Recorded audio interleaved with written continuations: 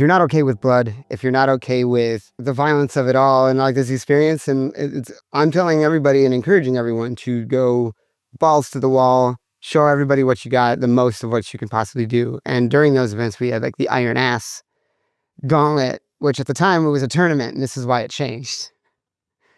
We had 2 winners. We had to call it, and that was because both of them, their asses looked like hamburger meat. It was insane, and we had EMTs like on scene with us, and I looked at one of them, and I was just like, "This, like, no more. We're done." And they looked, and yeah, they called it. So we had to declare 2 winners because they weren't stopping. I'm Jet Cat, and I am the president of the Arcadia Collective and the head admin of Jet's Arcade. My goal in life is basically to create a space for a free expression and a place of love and a place that is safe for people to go, namely people, trans and other minority people that need a place to be in the world that we live in, and advocate for healthy self-expression. And if I could do some good to help the world be a better place when I'm done, then that is the ultimate goal here for me. Otherwise, I'm just a kinky person who makes leather stuff and got cat whiskers tattooed on my face. It started more so out in a place called Four Towns near Waterford, Pontiac area. And like a lot of the things that shaped me happened after I had moved and been well past my teenage years, probably into my early 20s. But I think what started my mind state was probably my mom passed away when I was very small, maybe like 8 years old. And that gave me a perspective on life that I didn't think a lot of people my age at the time got, which was, witnessing the death of a parent and all that. And it definitely gave me a unique outlook on life. But life didn't really start for me until I transitioned when I was in my mid to late 20s.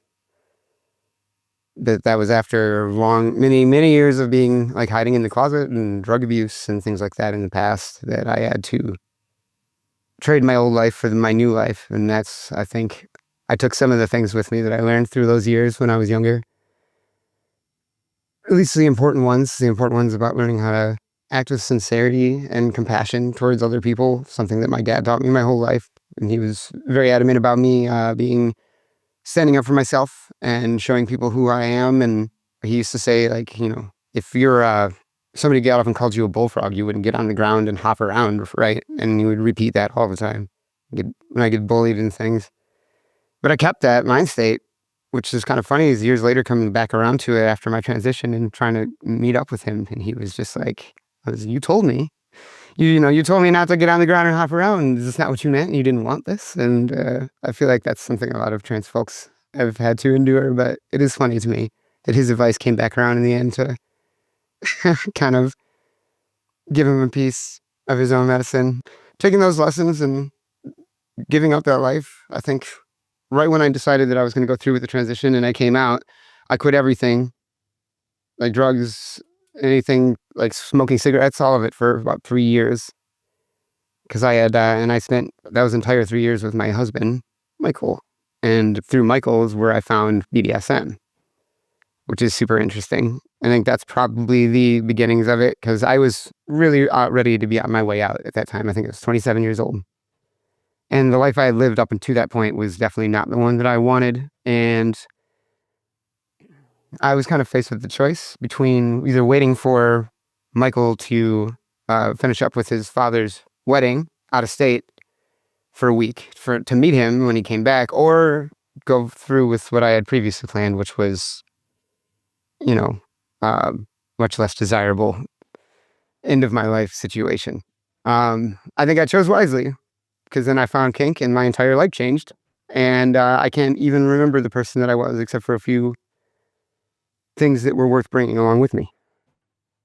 Yeah, I think there's a few changes. If that was one of the first big changes you ever did, transitioning, that was the start of many other changes that would change your outlook on life, your personality, the things you get up to, such as starting the Arcadia, which is what you described as a kink venue, a community even, And I wonder what kind of person you would have been if you never started that. I wonder if it was as prolific to your life as your own transition. Well, I don't know. It's going to be hard to top the life-saving, decision I made for myself with a lot of help from Michael and his family, keeping me afloat while I literally started from scratch and with nothing, no money, no place to live.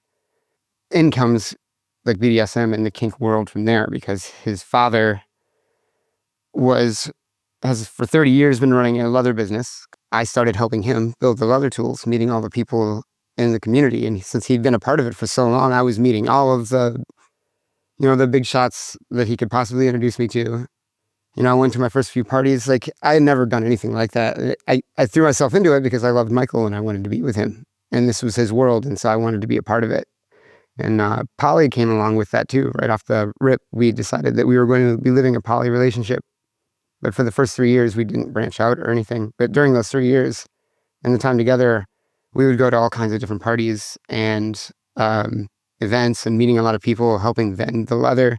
One of the first things that came up was a weekend-long kinky camping trip, which is basically like a burn for kinky people. And then we went to that regularly for years worth, where Michael ended up proposing to me too. It was on the third year that we went, and there was an effigy burning at the end when everybody gets together. And it was kind of a surreal moment. I was just like this, all these naked people laying on the grass and, intermittently playing with each other, just this freedom and this freedom that I was embodying being there, that I had, I developed this confidence in this way about me through moving through this kink world for so long. Just prior to Michael asking me to marry him, I was talking with a trans author who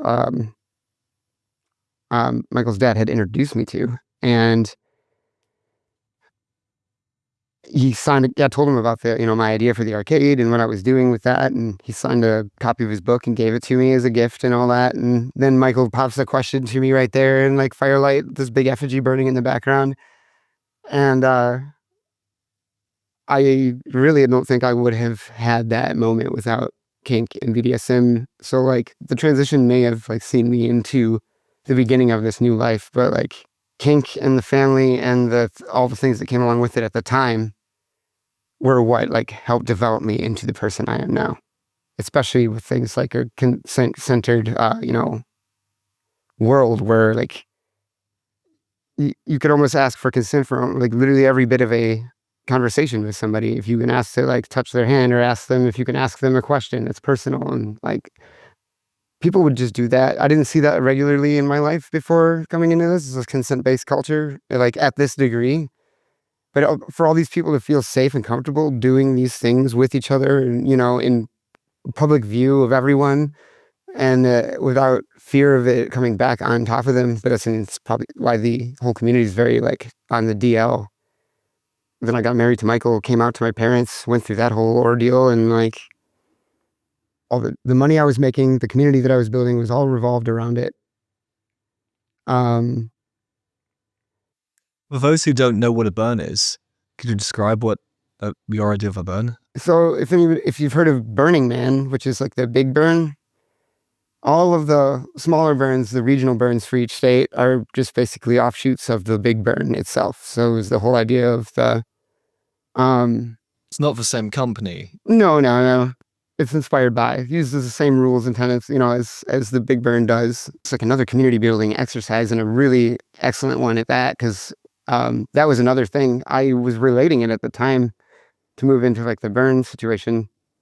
And so, you go out for camping for a weekend with 3,000 people, all of the like mind that they're there for this artistic experience that is going to help them leave something behind or let something go. And that's what the effigy burning at the kinky camping trip I mentioned before is a direct pull from the burn, which is at the end of it, everybody that's camped together gathers around a burning effigy. And that's the spiritual moment of it all. And so I immediately was drawn to that because I had already experienced it once in the kink world. And it's where my husband asked to marry me, and so this just seemed, plus the two worlds, the kink and the burn world, all have a lot of similarities. Like everybody's got silly nicknames. Nobody could talk about what they did there at their job or, at family dinner. It's a secret life, yeah. it was a true escape, right? And like in those moments, it's like you don't have the same kind of worries and things you would do in your daily life. You're able to let that stuff go and exist in it outside of yourself, or maybe exist with yourself for once, something like that. However it comes to you, but I wanted to be a part of that. Plus, it was new and exciting, and I met a lot of new people. It's almost like entering an Uber and you can have this 10-minute chat with them where you're completely free and open because you know you're not going to see them again. And you know you've only just met them. They don't know anybody or anything about you before. There's a lot of scenarios like that. You just walk up to a random campfire with a bunch of people, sit down, and everybody welcomes you. Like, that's awesome. The very welcoming community. People, they wanted new experiences. They wanted new people to come in. They wanted to talk to them, and they would want to get to know you. Whether they would remember it the next day or not didn't matter. In the moment, everybody was living for that experience the whole weekend. It has its ups and downs like anything does. But What's an effigy?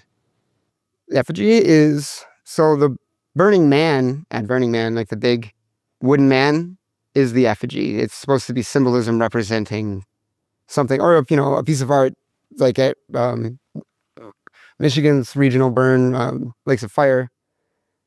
There's a lot of good friends and a lot of people that I know and that get together and build crews, and they build this big, piece of art that's usually based off of a theme that they all chosen, but everybody comes together to build it, and then even more of us come together to watch it go up. And it happens at the end of the thing. It's big emotional experience right at the finish of a really exciting weekend, right?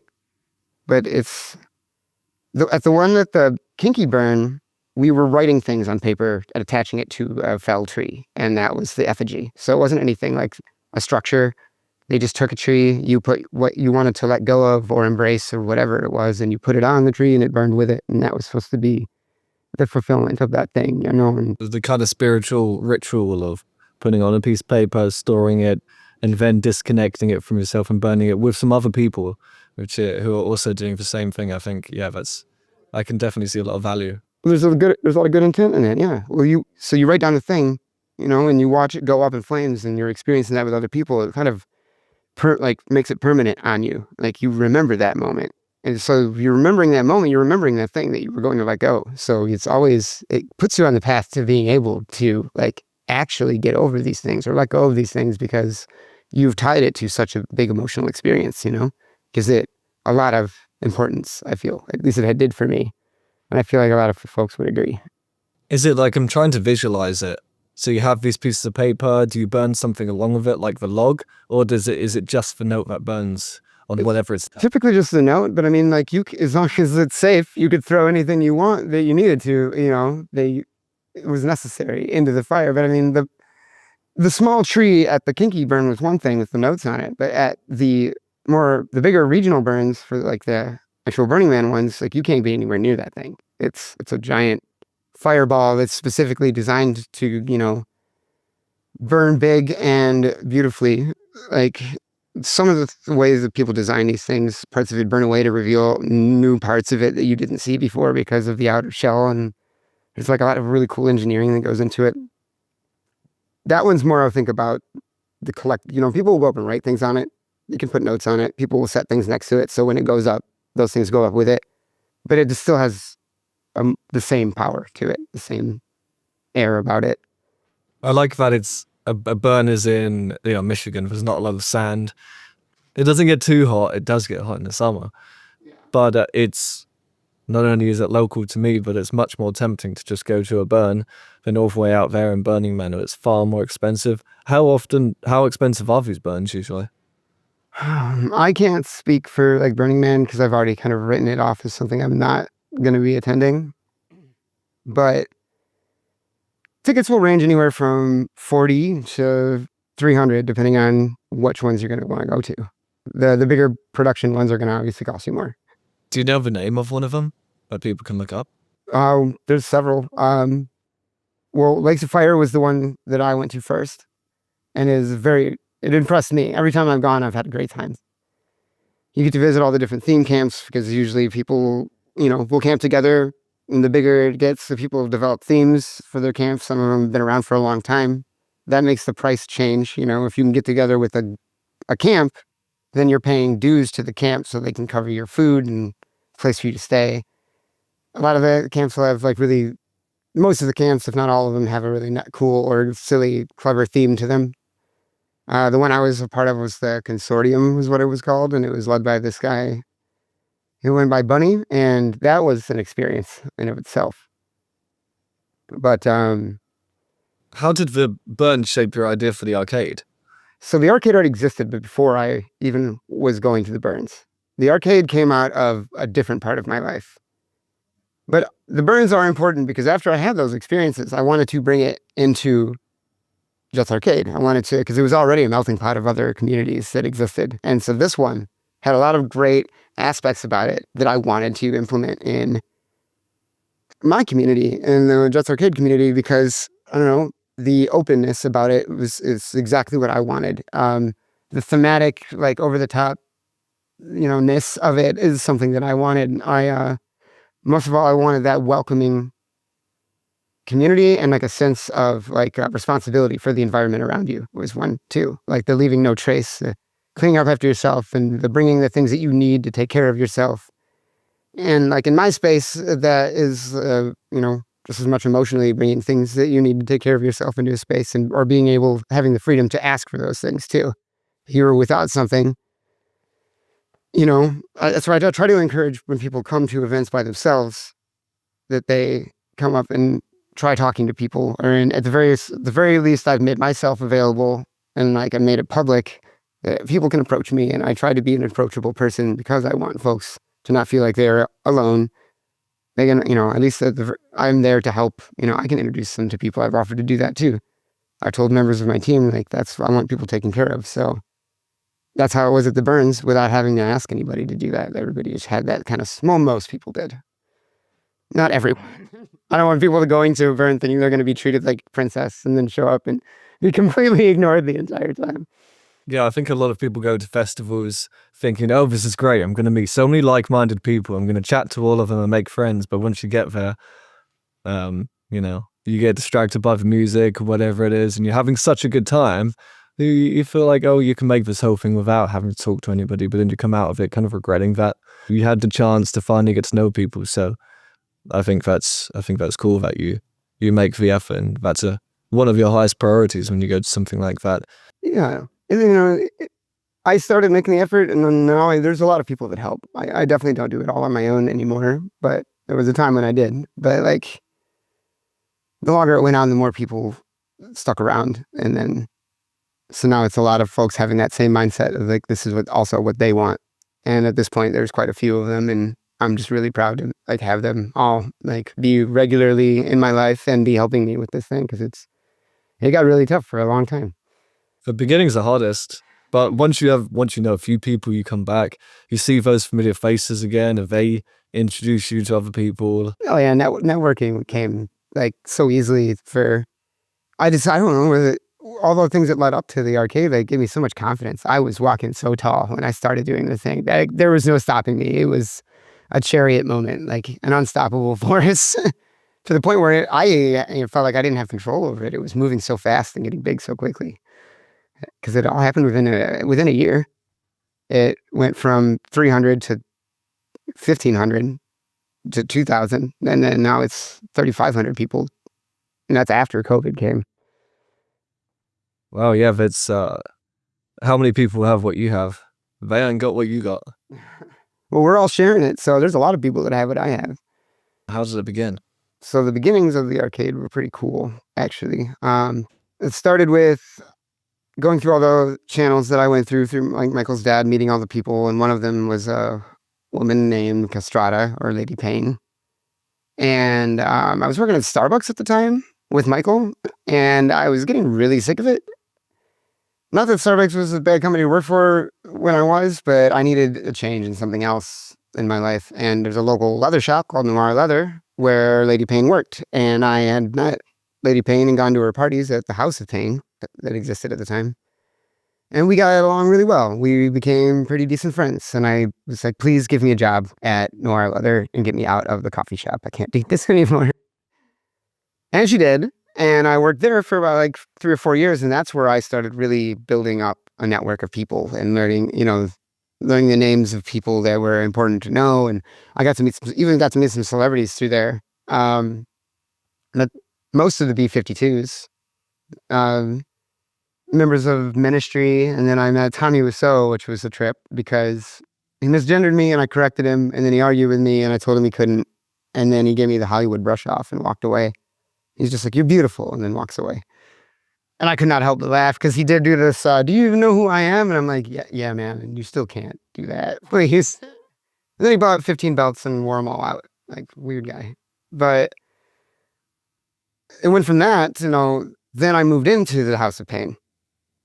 And because Lady Pain was my boss there, and we had a lot of really great experiences, a lot of really cool parties. The history of that place is it's rich in its own right. But Lady Pain ended up becoming like kind of a hero to me. I saw like pictures of her back in the day where she had her shaved head and like she was just being a badass on the streets of like Royal Oak, which was to me somebody who was fresh to all this and like only had so many experiences up till now. It was like, this person is so badass. I can't believe that we're chums and hanging out. And then to move into the house, and then I started wanting to host some of my own parties because the scene that she was promoting was fine, and it was the way that I always, red light dungeon kink was what I call it. It's pretty traditional, like, dimly lit dungeon. People come in, they do their thing, they leave, and I wanted something that was a bit more forward facing, more open arms and accepting, and less of because there was just a lot of really bad behavior, I think, that went along with it at the time through like FetLife and people, ganging up on one event coordinator to tear them down. And there was just so much of this like warring going on between folks. And What's FetLife for those who don't know? it's kinky Facebook, essentially. I don't really like using it so much. I feel like I don't get a whole lot of the privacy that I want. Like, I mean, I guess you don't really get a whole lot of privacy online and social media spaces anyway, but I didn't feel like I could keep enough of people there from like bombarding me with like sexual messages that I didn't want. And at the time I didn't have the skills and tools necessary to advocate for myself like I do now. And so I just got really early turned off to it, even though all of the, that world was everything to me and still is a big part of my life. But I found it elsewhere. I did my own thing on Facebook, made a private group. That's where Jets Arcade kind of seeded. I started as a chat, not even a group. It was just a chat with me and some friends. And that was, birthed from a previous chat that was just like a meme word group of people that I, freshly transgender, being hot on the internet at the time, like they put me into this group and it was a whole thing. I met a few people that were really into anime and had like an encyclopedic knowledge of it. And so I took my world, the kink world, and this new world of like these new people that I was meeting online, and we made a group chat. These are people from all over the world. It's like my co-founders for the group. One was from Hawaii. The other one was from the Philippines. And the three of us started the group. And then the group chat got popular. And then there was a demand for an online, like a group space. So I made the group page on Facebook. And there was no physical events at this time, right? But I was using the House of Pain and that name to throw parties, and she would let me throw a couple of parties. And like, eventually I asked her permission. I was like, hey, can I start my own group? And I'm going to start this Just Arcade group. It's like what you're doing, but for, kinky nerds who are like riddled with anxiety and need a place to go experience this also, and I just wanted people more my age and people more like-minded with me. And I found that quickly, actually. So a couple of the guys who were in that like memeing group that I was friends with dumped hundreds of people into the group to get it started. And then people would just go off. So you can imagine how not great it was in the beginning, like all these random like meme lord people in the group. But after a while, more local people started coming in. And then I threw the first Jets Arcade party, and it was a huge hit, and everybody loved it. They wanted more. So we did the second one, which is called Furry Road. So, which is great. We had a live band come. We had my friends rock band came and was playing in the backyard at Detroit House of Pain because they had a beautiful backyard to the place. And it was like a 3-story house. So it was just like this cool little labyrinth you got to walk around and explore this kinky world in. And it was themed like Mad Max, but for furries, you know? So they were all at like the House of Pain. Yes, for a Jets Arcade party. And that's when I think Lady Payne took notice of it.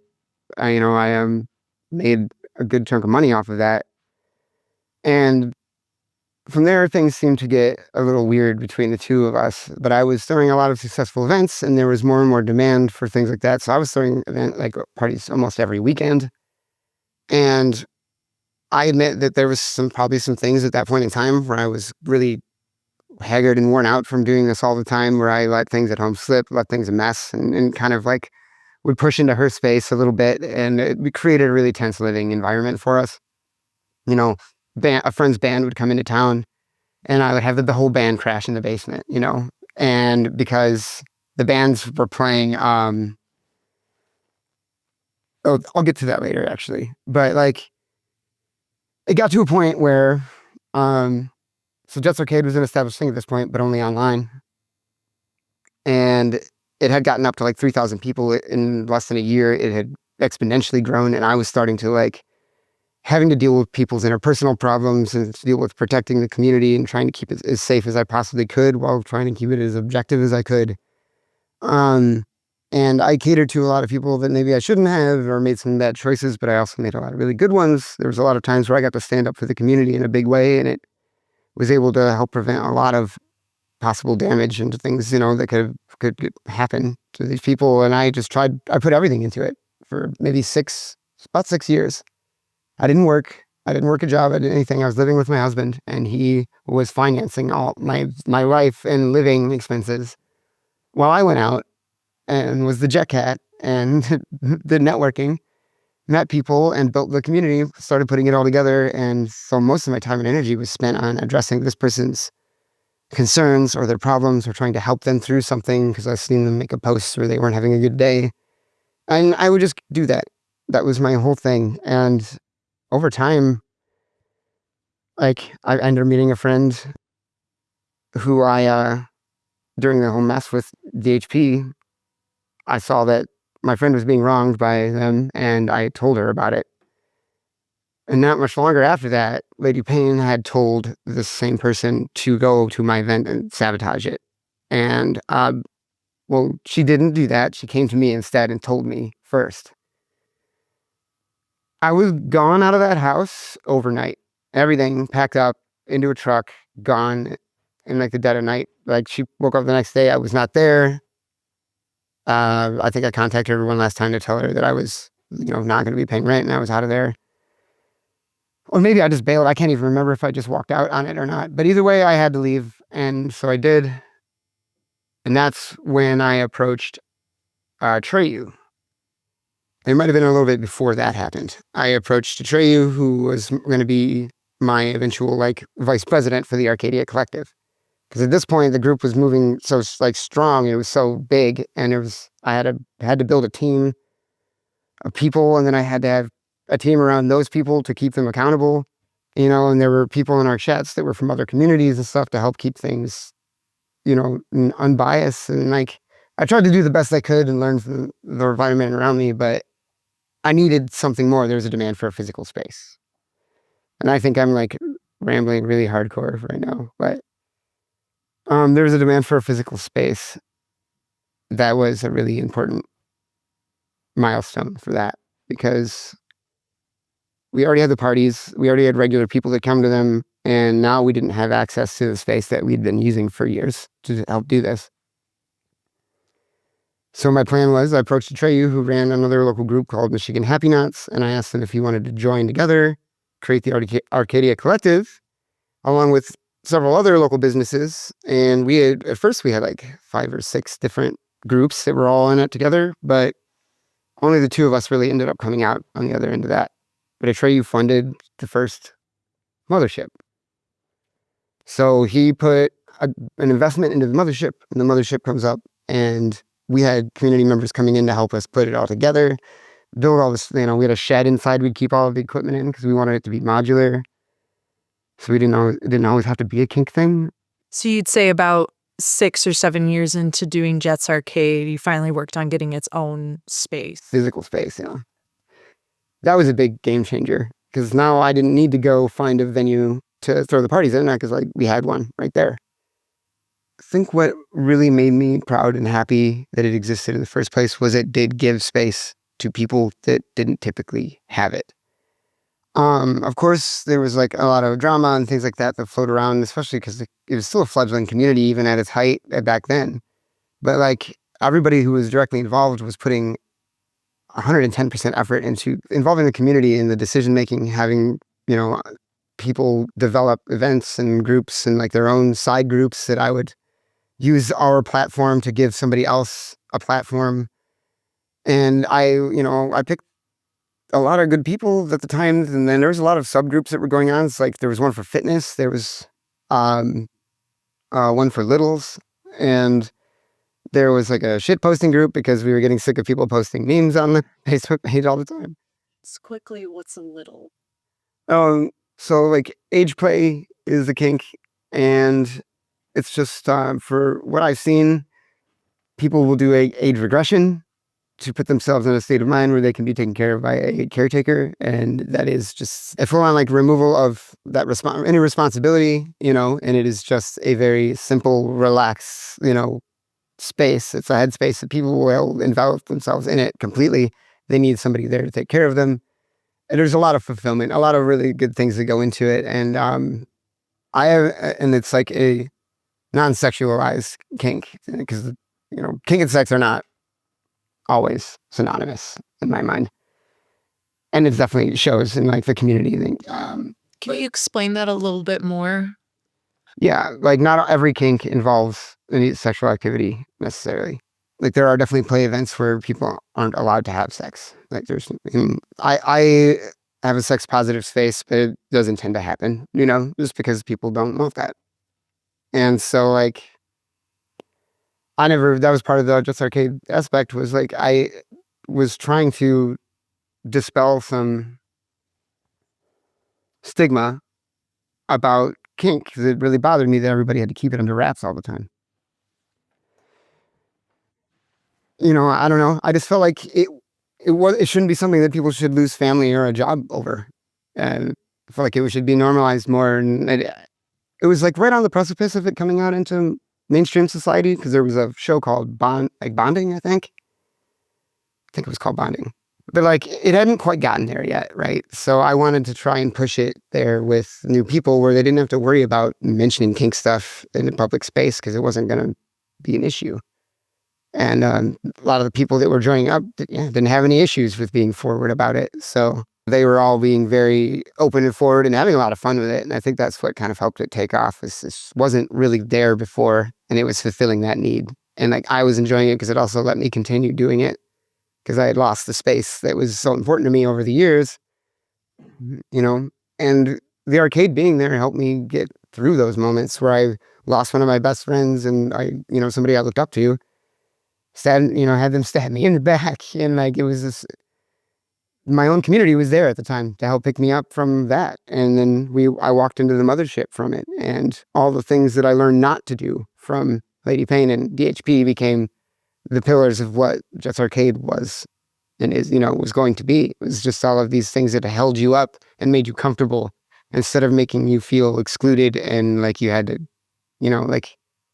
you had to hide it all, which I know that there was some excitement to it being like this hidden secret thing, but maybe years ago it was like that, but it's not necessary anymore.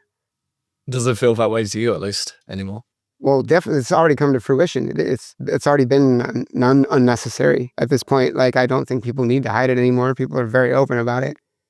Right now, I think if somebody's boss found out that they were doing kink shit on their own time, it wouldn't matter. They'd be like, that's nice. Get back to work and stop talking about it while you're here. Right? Yeah. And like, that wasn't the case like 30, 40 years ago. Right? So. Truly, yeah. I think if I asked my parents, who are almost 70 now, if they could ever possibly imagine that would be the case where it's, openly accepted or non-judged enough, they would say no by every standard. They would say that's ridiculous. Yeah, I mean, it got there. Like I helped it along where I could in like our area, but it got there, on its own. And I could see it coming, especially with the newer generations of people like me, who there was a lot of folks with the same mindset as me. They didn't want it to be like that. They liked the way that we were doing it. So I kept doing it that way. Do you have any ideas as to why kink has kind of come into the mainstream space a lot more in the past years? I mean, I could speculate on it. What you think about if it's good or bad overall? Oh, I think it's great. 100%. I think it's great. It's a form of self-expression. I've had people come up to me in tears at events talking about how this is the first time they've ever sat in a kink space and did a kink thing, and how it brought them to tears, this emotional experience that let them feel free and without this burden of responsibility and things for just a little bit of time. And like, I knew exactly how that felt. Sure. If it's safe, what's the problem? Right. I wanted everybody. That was one of the main facets of it for me, is I wanted people to experience that freedom that you get from this kind of expression, because it was art to me. Everything from the leather to the performance and to the actual play of it. Yeah, I think women and men and everyone in between, we're all conditioned in a way not to be too forward with others, because it's risky, or we don't want to hurt each other's feelings, or it's frowned upon. But deep down, we all want to have complete freedom. I mean, it's hard enough to talk to each other, free of insecurities. But when it comes down to getting intimate, it's really tough. When I think one of the bigger complaints that I've heard throughout the years, people saying, I feel like I need to have a partner to go to your parties. And I'm just like, it bums me out, but I understand what you mean. Because a lot of people were partnered up or in relationships, or, you can't avoid people like clicking up with each other in social situations like this. It's going to happen. So people would feel excluded a lot. So like, I would try and get around to people who look like wallflowers at parties to involve them, but I didn't always have the energy for that myself. Plus, I wanted to try and have a good time at some point, But I did my best every chance I could. But like, I think now it's a little different. It seems like people have been coming to these parties for years, and I hear about new people coming in, and they don't seem to have that same problem. That something along the line was fixed. That that we were. I don't know what it is. It's hard to explain, but I don't see a lot of that in our spaces anymore. It seems like every time we do a party, people are all interacting and having a good time, even the people that are new. And I think the environment that we've curated all together, finally worked out and is right where we needed to be. It's hit like a really sweet spot. And it just took, 7-8 years of trial and error and community building and networking and all that fun stuff. Yeah, as long as I've known you, you've sort of teetered on the edge of, oh, I'm so exhausted. We've come so far. What's next? Needing help from others, needing to support to go on because of just everything else happening in your life at the same time. It's hard to sustain such an event for so long. But here you are, smiling, excited, buzzing about it, talking about how it's finally at the place you wished it was.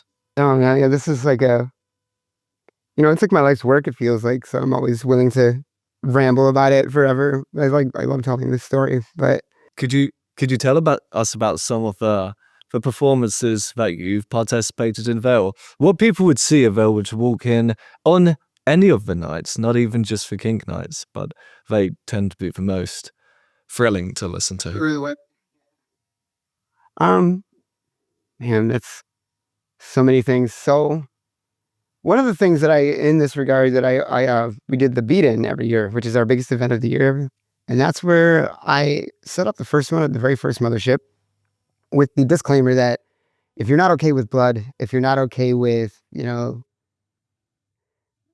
violence of it all and like this experience, and I'm telling everybody and encouraging everyone to go balls to the wall, show everybody what you got, the most of what you can possibly do. And during those events, we had like the Iron Ass Gauntlet, which at the time it was a tournament, and this is why it changed.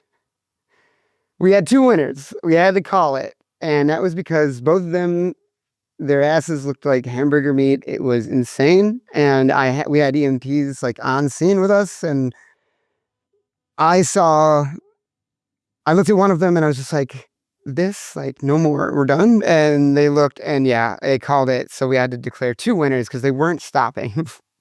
And it was so brutal. I was watching people leave the building, like just in could not watch it anymore. And I was giggling to myself on the sidelines watching people walk away. And funny enough, just besides that moment, there was the moment with Anais doing in a performance where they were, making very precise incisions on themselves and then dancing in their blood. And then was joined by a friend of theirs who did the same.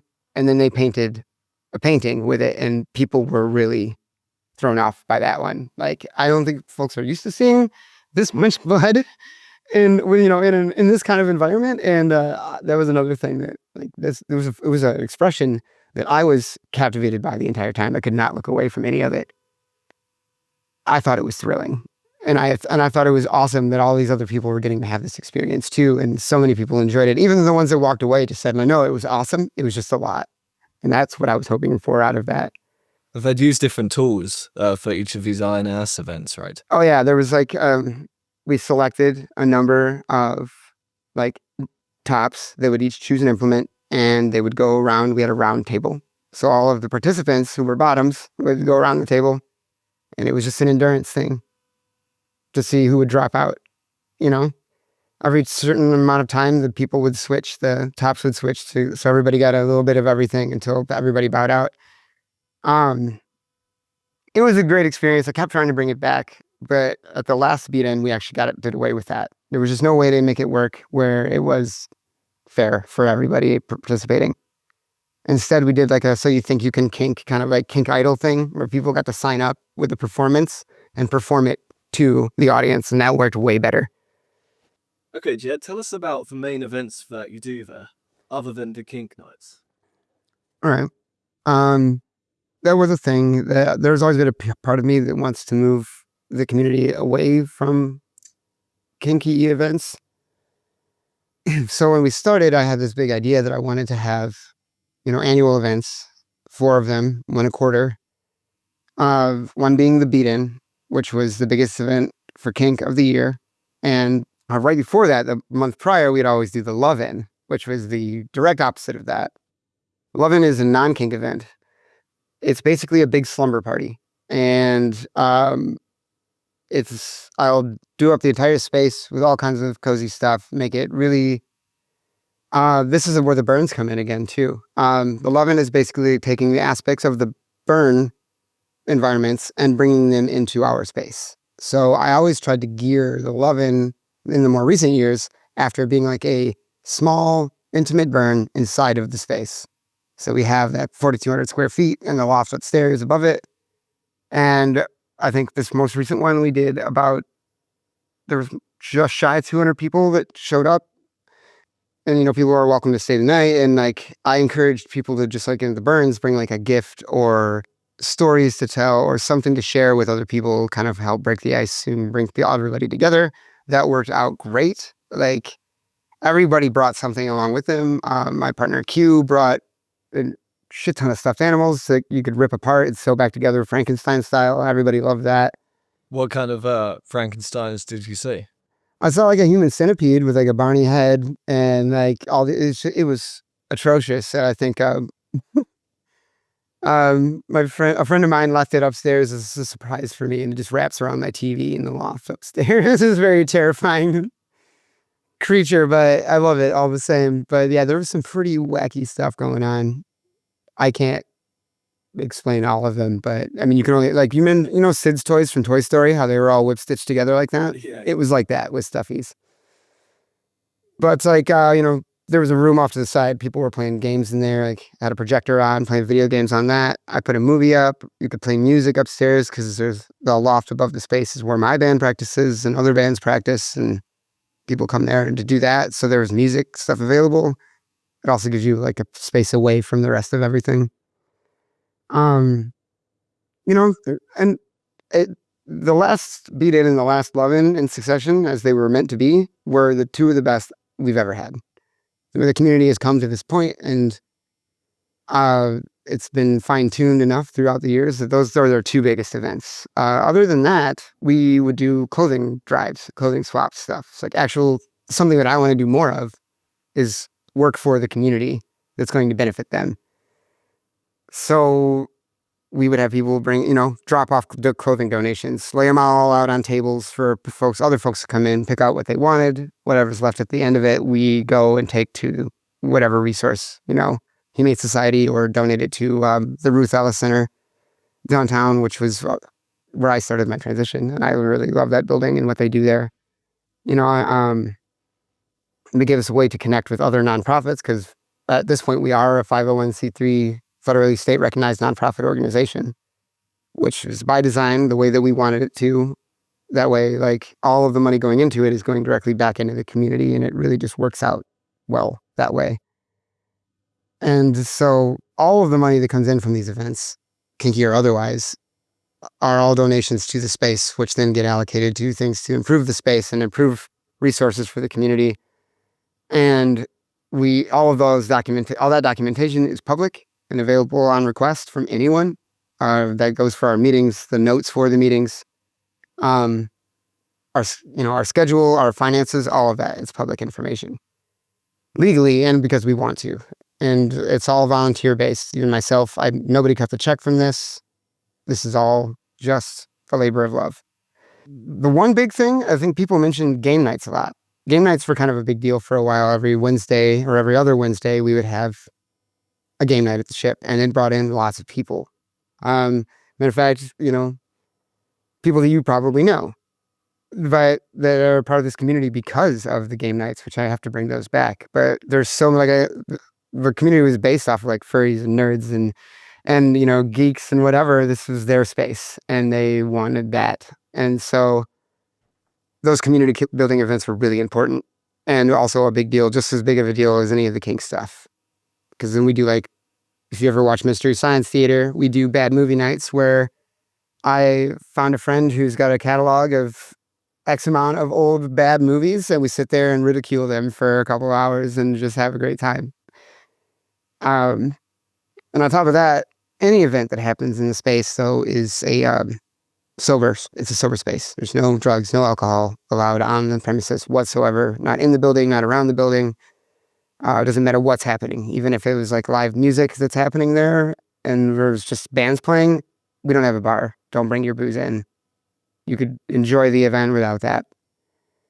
And we've been able to pack the room and have plenty of people enjoy the space and the environment without alcohol. And I think that's great, because it's, even if in the past it's been a part of the spaces and kink and stuff that I was in or whatever else, any party, people typically have drinks. That not being a part of our space protects like that consent-driven mentality that is, behind all of this, where we don't want anybody inebriated or unable to consent to something, even if it's for cuddling at the love-in or getting beat at the beat-in. It's people's consent and autonomy is important, and they need to uphold that. It's a big thing for us. People often push themselves past their comfortable boundaries when they're intoxicated. Yeah, it could be, that's the controversial thing. It's good in a way because people can explore sides of themselves they want to, but they just don't have confidence to. But it's also very dangerous because people might take a lot more pain than they actually should. Yeah, or they might be just too open, too free, and make others uncomfortable. And which is... I've seen both of those scenarios. Sorry, didn't interrupt, but yeah. No, you're good. Yeah, it makes people not only not come back, but perpetuate the fears that now the last place they should be able to unlock these things about themselves. Now they can't. It's gone. So what's the point of it? Yeah, no, you're 100% correct. And honestly, I have had to watch scenarios like that happen.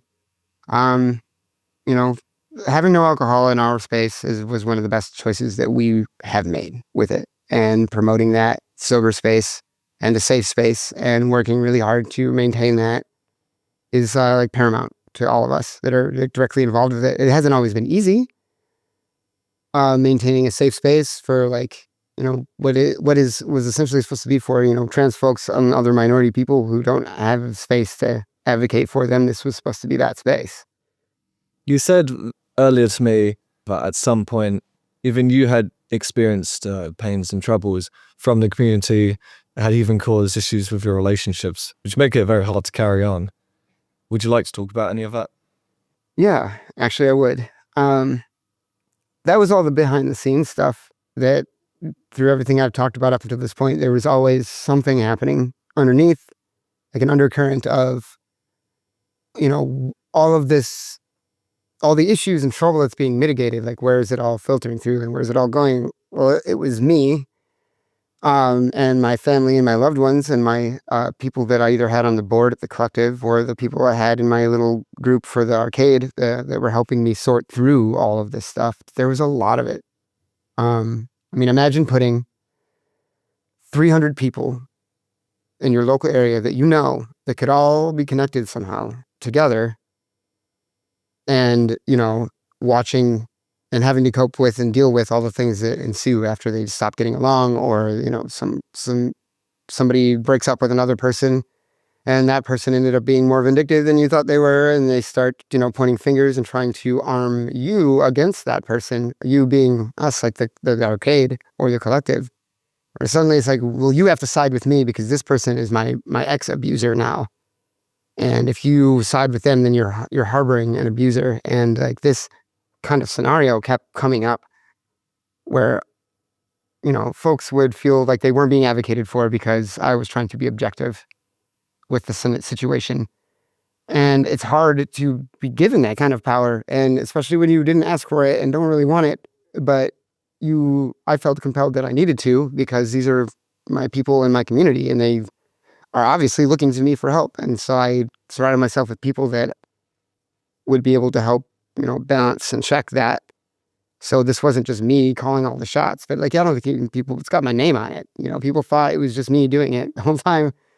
No, I had to bring a lot of people with me and put them through that too. But it's like, it helped give me a lot of great skills to be able to de-escalate people, to get them comfortable so they could talk to one another if they were at odds.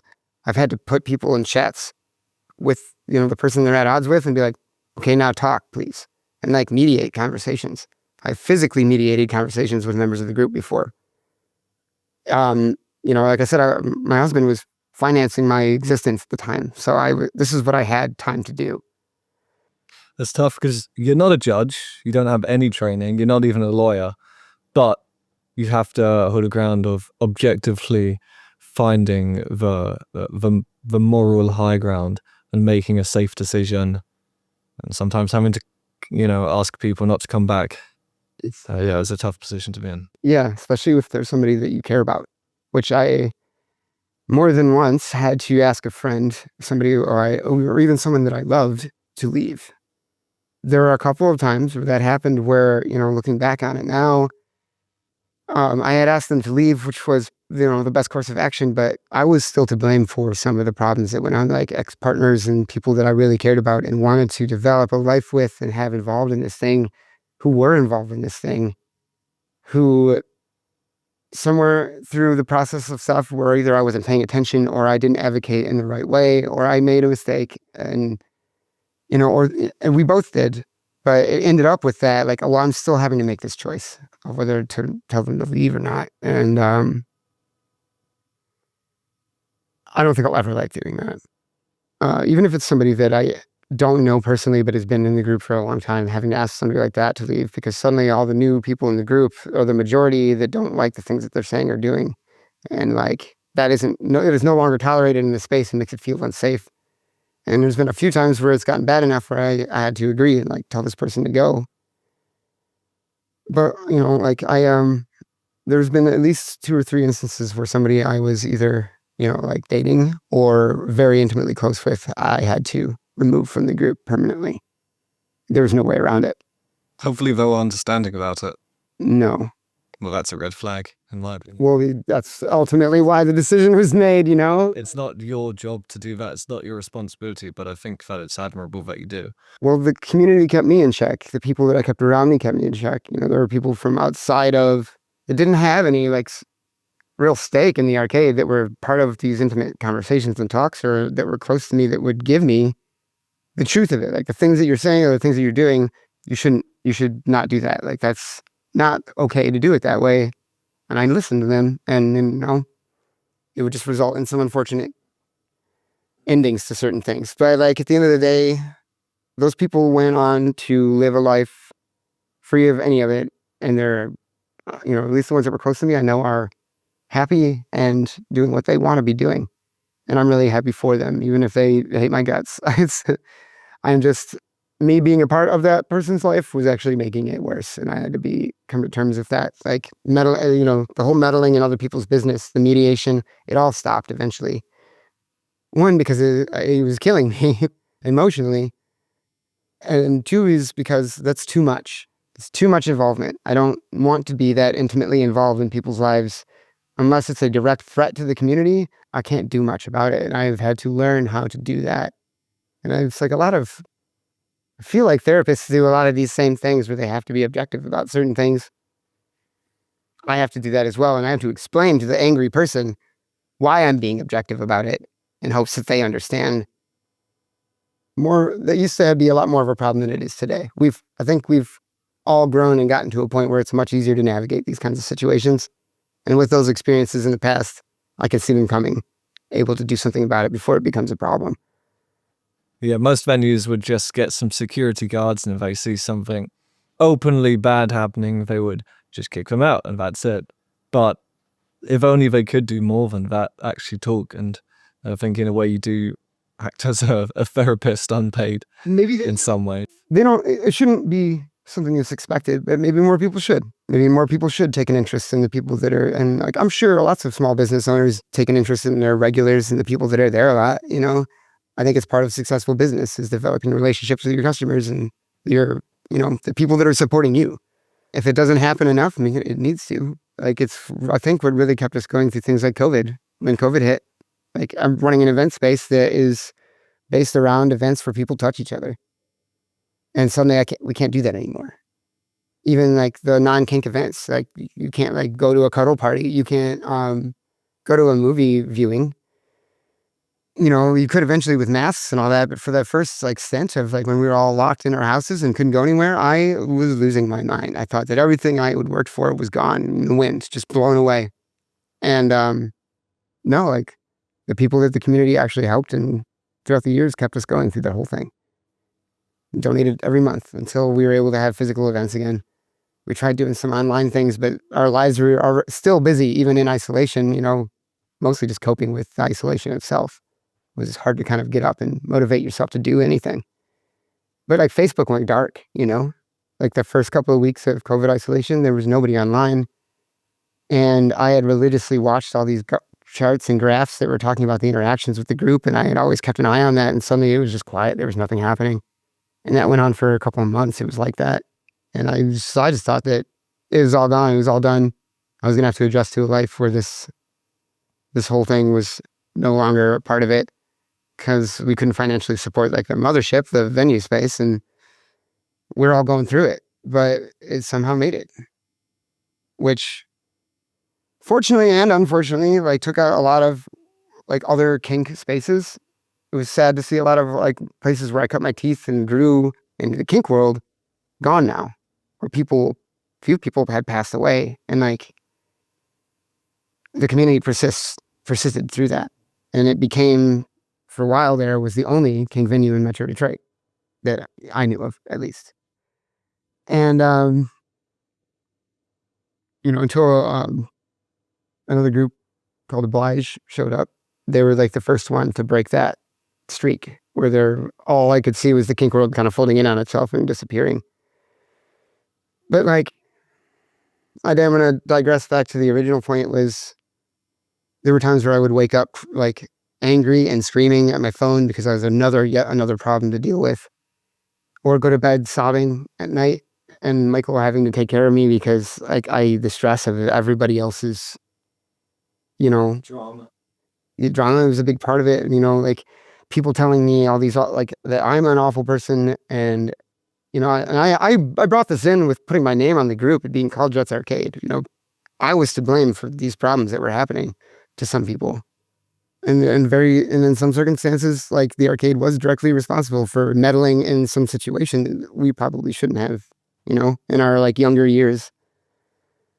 And that just motivated me to make sure that it doesn't keep happening,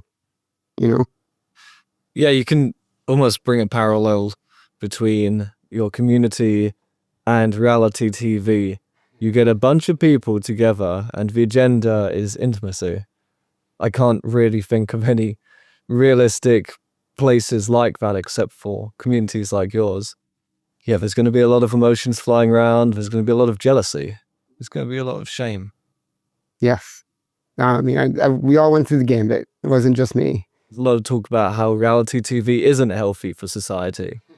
But then again, they don't have somebody overseeing it. Really, the only go there is showing up in front of the camera.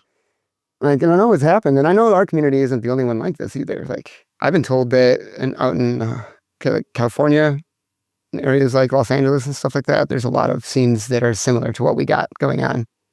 Queer focused, more open. And I'm sure they deal with a lot of the same problems. But like, it almost ruined my marriage with my husband for a minute there. Or he says it didn't, but like, it was straining things. And nobody really knows about all that stuff. I didn't feel it was important to to say anything about it, but there was a state of mind I developed because of the arcade. Is like, and I'll touch on this briefly, but it's like with the Lady Pain thing. When that split happened, I definitely took on the mentality of like dancing is the best revenge. So I didn't go online. I didn't talk shit about her. I didn't try to bash her. I didn't try to spread rumors. I just, packed up my toys and went home, and I left, and I let her do her thing, and I went to go do mine, and I put it out of my mind, and I made my decision that, I have no reason to speak to this person. It's no longer serving me. First time I ever severed something in a healthy way like that 110% came back to give me something good from it. I wasn't out there showing my ass or being a fool or being angry. I was just continuing to focus on what was important, which was the community of people that we were serving. When it comes to words are extremely powerful. The things that you say and do, especially when you're, leading a community of people or, any sort of powerful position, gotta be super mindful of that kind of stuff. And I've always felt like if I'm not going to go into something saying with like my head on my shoulders and saying it clear-headed and saying what I mean without being aggressive or rude or without bashing on somebody, I just won't say anything until I'm ready to. And that served me well over the years. So I continue to do it to this day. What are some of the things going into poly as in multiple partners?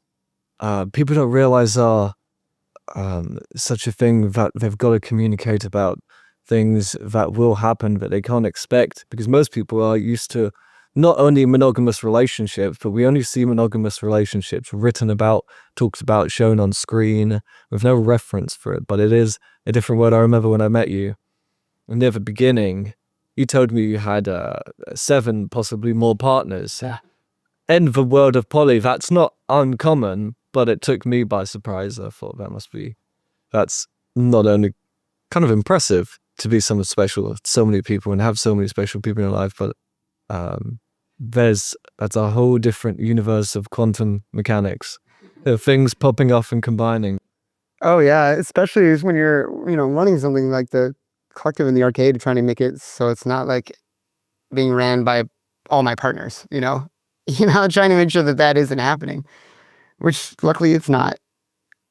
I think most of the people that are out in voting positions are not part of my like polycule or my relationship, like intimate relationship bubble, But yeah, poly was something right off the bat. Like I said earlier, Michael and I agreed to. It was like, we're gonna do poly? Yeah, cool. Because his dad was poly. So he learned it from him.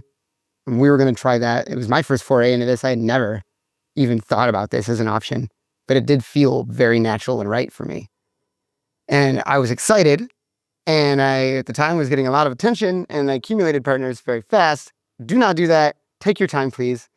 You're doing poly, jumping into one relationship after the other in quick succession. I'm not saying it can't work, but it will make things extremely stressful and difficult for you when you have to deal with the inevitable in every relationship where you have to regulate. Once the honeymoon phase of things ends, you learn each other as real people. You have to start balancing out and stuff like that. If you're doing that with multiple people at once, it can become very overwhelming. I'm just talking about my experience. This is not how it goes for everybody, I'm sure.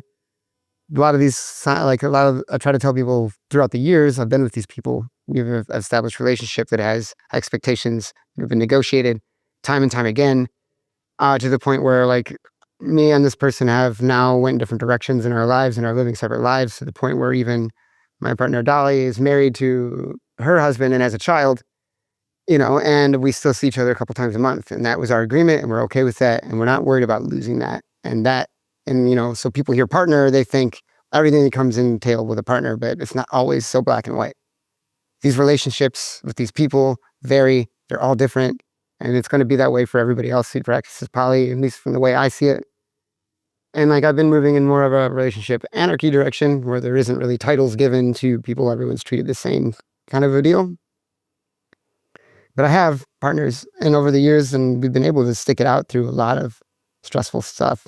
It's taught me a lot about people on the intimate side of things, and taught me what I really do look for in a partner and their person, and why, like, putting the title of partner on somebody is extremely important. It's a very heavy thing. That's prioritizing somebody in your life, like the time and energy that you have to give, which is only a finite thing that you have naturally to give. Because like love is infinite. You can get, you're not given a finite amount of that, but the time and energy you have to give it is. And I had to learn that lesson the hard way. And I think a lot of people do, but that's okay. Because, even when things end, there's always new beginnings. And that's always just been true for me. Like even when somebody who's still my partner now, we had a falling out.